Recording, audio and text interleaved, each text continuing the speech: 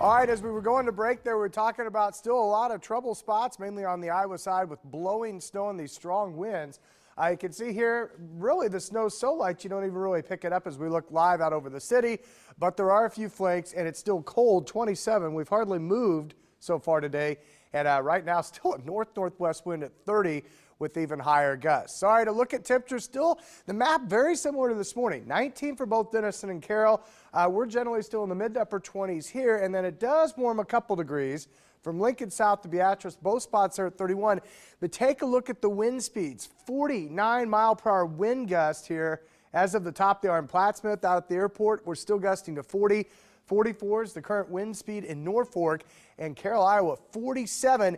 And the problem is these winds are coming across from the north and northwest. So though there may be some problems on 29, it's 6 and 80 that we're really having problems with as you go west to east there. So with that being said, obviously it feels cold too. So if you have car trouble, you want to dress for that. Carroll, Iowa, right now, wind chill factor -1.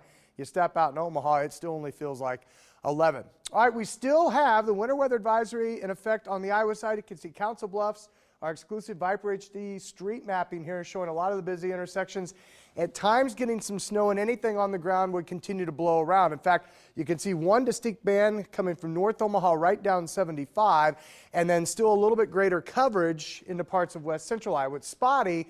The problem is you combine that with the wind, and we've had several accidents here and really a lot of reports from law enforcement about the visibility being cut down. So keep that in mind, and you can see the advisory there. That's still a blizzard warning off to the northeast for blowing and drifting snow. So it's a big problem when you're trying to drive around.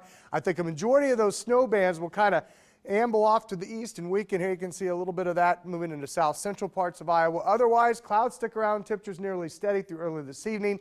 Then it gets a lot colder. You can see already down to 23 at midnight, probably on our way into the middle teens. So a few flurries, a little bit of light snow, not much accumulation, but where you get it, combined with the wind, it's going to blow around. Otherwise, temps will try to get back to 30 today. Notice we don't really completely lose the wind.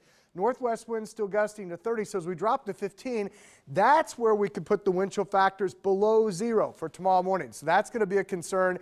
Then the wind should taper. Unfortunately, there's not much of a warm-up through the first half of the week. 28 for both Tuesday and Wednesday. And as we check the second half of the week, a little better. 30 Thursday, 32 Friday. Another chance of light snow or flurries and probably some wind as we head from Friday into Saturday, followed by colder weather, so kind of a similar pattern.